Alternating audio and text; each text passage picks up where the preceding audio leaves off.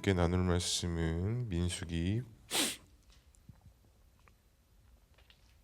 8장 14절에서 26절까지의 말씀입니다. 민수기 8장 14절에서 26절까지의 말씀, 우리 한 절씩 교독하도록 하겠습니다. 14절 제가 먼저 읽겠습니다. 너는 이같이 이스라엘 자손 중에서 레위인을 구별하라.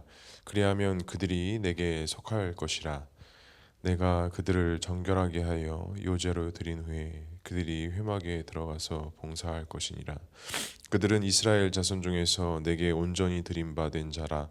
이스라엘 자손 중 모든 초태생 곧 모든 처음 태어난 자 대신 내가 그들을 취하였나니, 이스라엘 자손 중에 처음 태어난 것은 사람이든지 짐승이든지 다 내게 속하였음은 내가 애굽 땅에서 모든 처음 태어난 자를 치던 날에 그들을 내게 구별하였음이라. 이러므로 내가 이스라엘 자손 중 모든 처음 태어난 자 대신 레위인을 취하였느니라. 내가 이스라엘 자손 중에서 레위인을 취하여 그들을 아론과 그의 아들들에게 주어 그들로 회막에서 이스라엘 자손을 대신하여 봉사하게 하며 또 이스라엘 자손을 위하여 속죄하게 하였나니, 이는 이스라엘 자손이 성소에 가까이 할 때에 그들 중에 재앙이 없게 하려 하였음이라. 모세와 아론과 이스라엘 자손의 온 회중이 여호와께서 레위인을 대신 대하여 모세에게 명하신 것을 다 따라 레위인에게 행하였으되 곧 이스라엘 자손이 그와 같이 그들에게 행하였더라.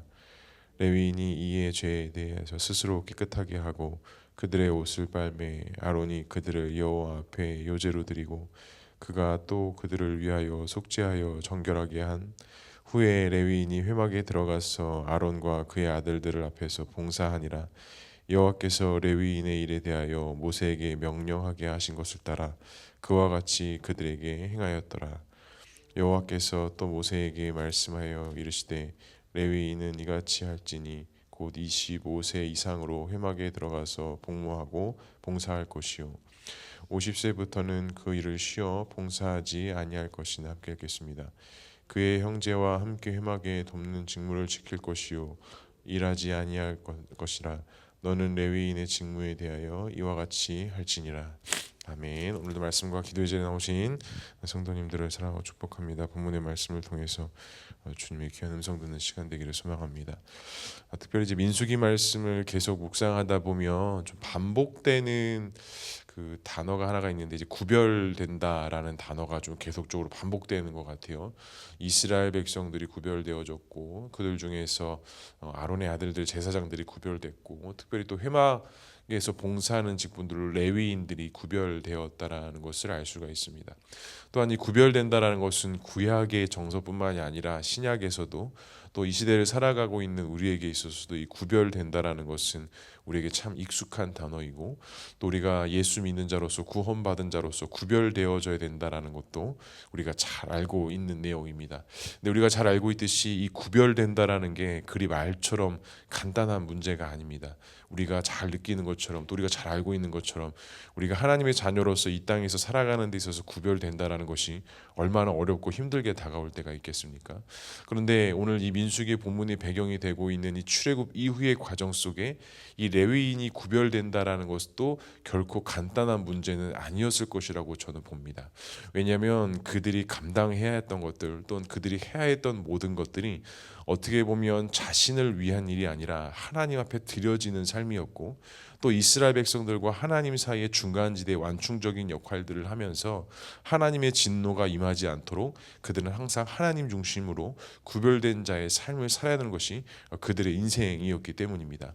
또 한 가지 오늘 우리가 확인할 수 있었던 것은 그들의 사역의 그 나이의 범위가 25세부터 50세까지의 사역을 감당할 수 있었고, 기록에 보면 25세 때부터 사역을 했지만 20세가 넘어가면 그 회막에서의 일을 하기 위해서 준비 과정이 또 20세 이상 남성들에게 있었다라고 또 기록들에 나와져 있습니다.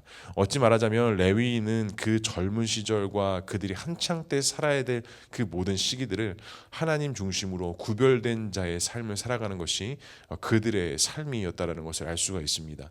그렇다면 하나님께서 왜 레위인을 구별시키셨느냐? 오늘 말씀에 보면 애굽의 장자를 죽이시던 날에 때 이스라엘의 장자들은 살리셨고 또한 그 장자들을 대신하여서 하나님께서 레위인을 나의 것으로 취하셨다라고 말씀하고 있습니다. 그러니까 당시 그 레위인의 총 명수와 이스라엘의 지파별로 장자의 명수를 보게 되면 약 한 200여 명의 차이가 있는데 그 부분에 대해서도 여러 가지 해석이 있지만 하나님께서는 아무튼 간에 그 레위인 한 사람 한 사람 한 사람을 이스라엘의 족속들의 대표로 삼으셨고 구별 삼아 주셔서 하나님의 일, 하나님 앞에서 온전히 성막을 돕고 섬기는 일, 또한 이스라엘 백성들에게 하나님의 진노가 직접적으로 임하지 않도록 그 레위인을 중간지대에 두면서 그들을 위한 제사, 하나님을 위한 예배를 돕고 섬기는 일을 감당하게 하셨습니다. 그런데 하나님께서 그들에게 말씀하신 것이 뭐냐면 19절에 이렇게 말씀해요. 내가 이스라엘 자손 중에서 레위인을 취하여 그들을 아론과 그의 아들들에게 주어 그들로 회막에서 이스라엘 자손을 대신하여 봉사하게 하며 또 이스라엘 자손을 위하여 속죄하게 하였나니 이는 이스라엘 자손이 성소에 가까이 할 때에 그들 중에 재앙이 없게 하려 하였음이니라.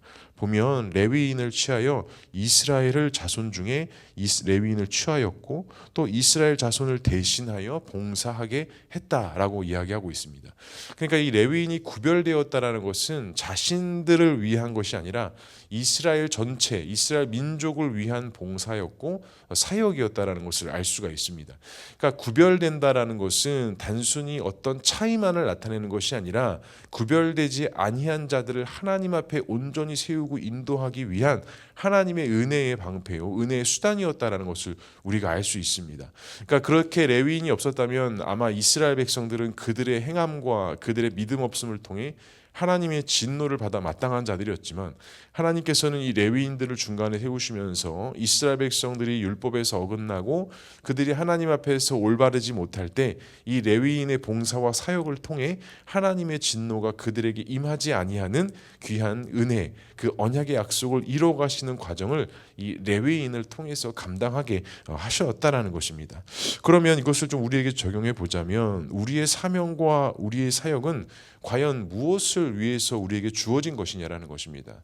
우리도 구별되어진 하나님의 거룩한 백성이라고 한다면 우리도 이 레위인들이 당시 이스라엘 백성들 가운데 구별되어진 족속이었다라고 한다면 우리 역시도 과연 누구를 위한 사명이며 누구를 위한 사역의 형태가 되어져야 한다는 것입니다.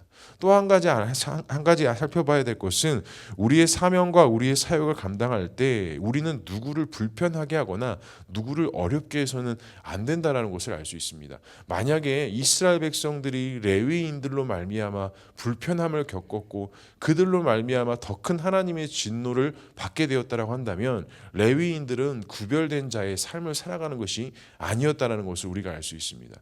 그럼 우리도 예수 그리스도의 보혈의 은혜로 구원받고 먼저 된 자들로서 우리가 구별되어진다라고 했을 때 과연 우리의 사명은, 우리의 사역은 어떠한 모습이어야 한다라는 것입니다. 우리가 선한 영향력 많이 이야기하죠. 과연 선한 영향력이라는 게 무엇일까요? 우리가 선한 영향력을 끼치면서 살아야 된다고 하는데 그러면 선한 영향력이라는 것은 과연 무엇일까요?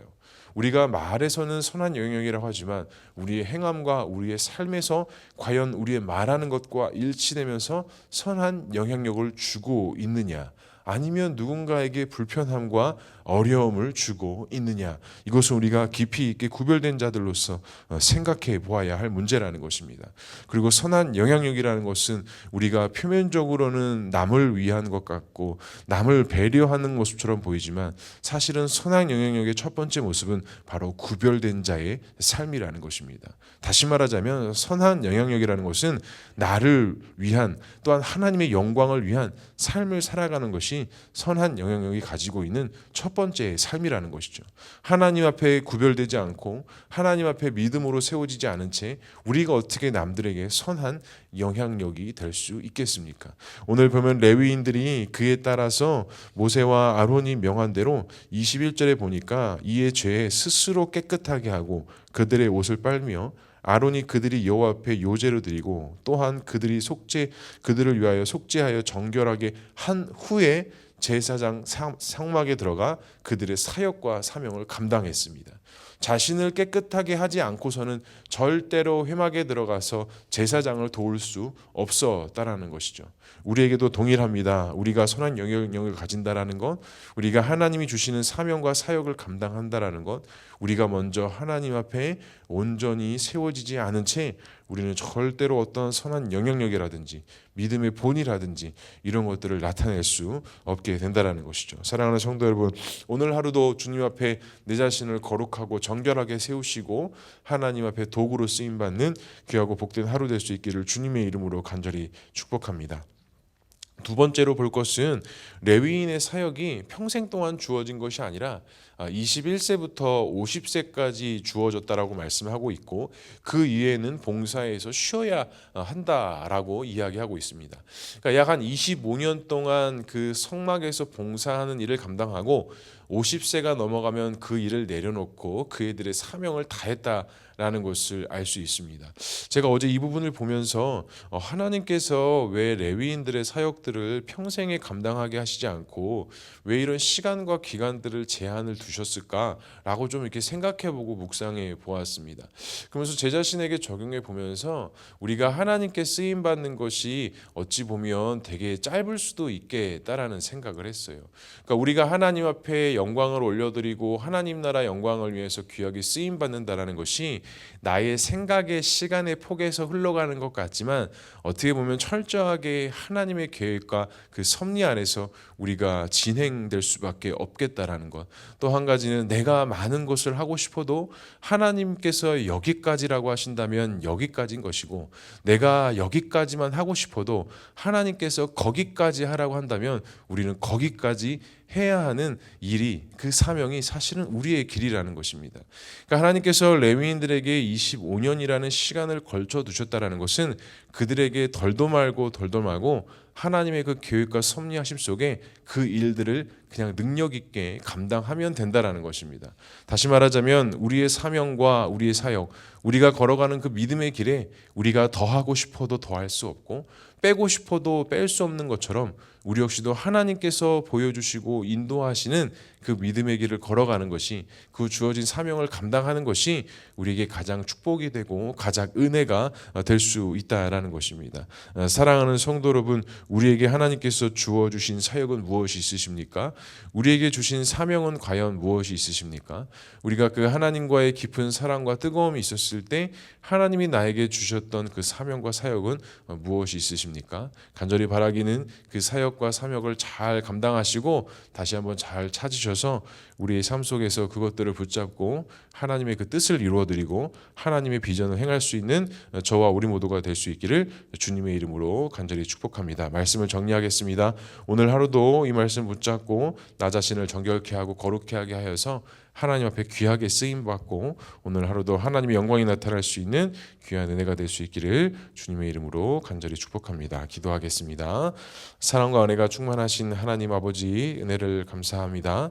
하나님, 우리들을 하나님의 자녀로 구별된 자로 세워주시고 이 땅에서 믿음을 갖고 살아가는 귀한 믿음 주시니 주님 감사합니다. 하나님, 우리가 구별된 것도, 우리가 믿음으로 살아가는 것도 은혜요 축복이고 감사이지만 때로는 이와 같은 믿음과 이런 구별됨이 우리에게 너무나도 큰 짐처럼 여겨질 때가 있음을 고백합니다. 하나님, 이것이 우리의 힘과 우리의 능력으로 감당하는 것이 어렵고 힘드오니 하나님, 오늘 하루도 살아갈 때에 이와 같은 구별됨과 믿음을 감당할 수 있도록 우리에게 힘과 능력과 지혜를 허락해 주시고 다른 것에서 찾는 것이 아니라 하늘에서부터 내려오는 그 지혜와 능력을 사모하게 하시고 오늘 하루도 그와 같은 믿음과 구별됨을 통하여 나의 영광이 아니라, 나의 의가 아니라 하나님의 영광과 하나님의 의를 나타낼 수 있는 귀하고 복된 하루의 삶을 살아갈 수 있도록 주님 인도하여 주시옵소서. 하나님 또한 우리에게 주신 사명과 사역이 무엇이 있습니까? 또 그 사명과 사역이 우리에게 하나님의 은혜로 주어진 것을 믿음으로 고백하며 나아가오니 이와 같은 사명들을 다시 한번 잘 회복하게 하시고 하나님 앞에 세워져야 될 것들, 하나님 앞에 지켜야 될 것들, 하나님 앞에 쓰임받아야 될 것들을 잘 묵상하며 오늘 하루도 우리가 하나님 앞에 도구로서의 삶을, 또한 하나님이 주어진 사명들과 사역들을 잘 감당할 수 있는 그런 하루의 삶 살아갈 수 있도록 주님 인도하여 주시옵소서. 귀한 기도의 제목 가지고 주 앞에 나왔습니다. 기도하고 간구하는 기도하는 가운데 주님의 특별한 은혜와 응답이 있게 하여 주시고, 특별히 우리 교회를 주님께서 붙잡아 주셔서 하나님의 마음을 기쁘게 하고 하나님의 마음을 시원케 하는 그런 교회의, 그런 공동체의, 그런 성도 될 수 있도록 주님 인도하여 주시옵소서. 나라가 여러 가지로 힘들고 어려운 시기 속에 있습니다. 우리 수많은 그리스도인들이 함께 나라를 위하여 기도하게 하시고 하나님의 그 도우심과 인도하심들을 바라며 다시 한번 이 땅에 복음을 통하여 하나가 되어지는 대한민국 될 수 있도록 주님 인도하여 주시옵소서. 오늘 또 있는 수예배 가운데도 주님께서 은혜를 부어주시고 우리가 더욱더 말씀의 그 진리 앞에 세워지게 하시고 말씀과 기도와 예배의 자리를 사모하는 온 교회와 성도들 되어줄 수 있도록 주님 인도하여 주시옵소서. 하나님께서 함께 하실 것을 믿사오며 이 모든 말씀 예수님의 이름으로 기도합니다. 아멘.